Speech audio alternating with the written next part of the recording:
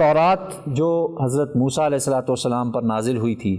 پیچھے آپ نے اس کے حوالے سے تفصیل سے تورات کا، پھر یہودیوں کا ذکر تفصیل سے گزر چکا کہ اپنے زمانے میں وہ حجت تھی، اور میں نے عرض کیا تھا تورات کا مطلب ہی قانون ہے، اور قرآن کے بعد قانونی اعتبار سے سب سے مضبوط ترین کتاب تورات تھی جو اللہ نے یہودیوں کو دی تھی۔ اور یہودیوں کے ساتھ شرارتوں کا بھی ذکر ہو گیا، ان کی خیانتوں کا، قرآن اپنی تورات کے جو واضح حکم تھے، قصاص کا حکم ہو گیا، یا اس طریقے پر جو ہے وہ رجم کا حکم ہو گیا، وہ چھپاتے تھے، وہ تفصیل سے گزر چکا۔ اب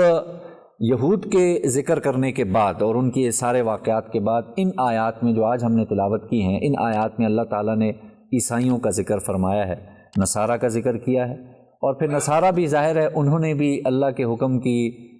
کو بدل دیا، اس میں جو ہے نا الگ راستہ اختیار کر دیا۔ اللہ تعالیٰ نے ان کو ایک آسمانی کتاب دی تھی، انجیل۔ انجیل کا معنی ہوتا ہے خوشخبری۔ اب خوشخبری کیوں ہے؟ اس لیے کہ انجیل میں واضح طور پر نبی صلی اللہ علیہ وسلم کے بارے میں سب کچھ واضح طور پر لکھا ہوا تھا کہ تم میں ایک نبی آئیں گے، جیسے خوشخبری دی تھی نا عیسیٰ علیہ السلام کے بعد۔ عیسیٰ علیہ السلام نے خود اپنی امت کو کہ بھئی میرے بعد ایک نبی آنے والے ہیں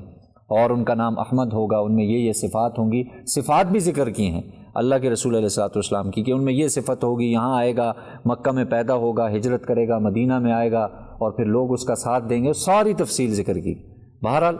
جب اللہ کی طرف سے مہر لگ جائے اور ہدایت نہ ہو تو پھر اتنی نبی خود بیان کر رہے اپنی امت کو کہ وہ آئیں گے تو ان کا ساتھ دینا ہے، تو ظاہر ہے انہوں نے بھی ایسا نہیں کیا۔ تو عیسیٰ علیہ الصلوۃ والسلام کو اللہ نے انجیل عطا فرمائی تھی، آسمانی کتابیں جو اللہ تعالیٰ نے، صحیفے بھی کچھ نازل کیے، 100 سے زائد صحیفے اور کچھ کتابیں، اور ان میں 4 آسمانی کتابیں ایسی ہیں کہ جن کو اللہ تعالیٰ نے ایک یعنی یہ درجہ عطا فرمایا، تورات، زبور اور انجیل اور قرآن مجید۔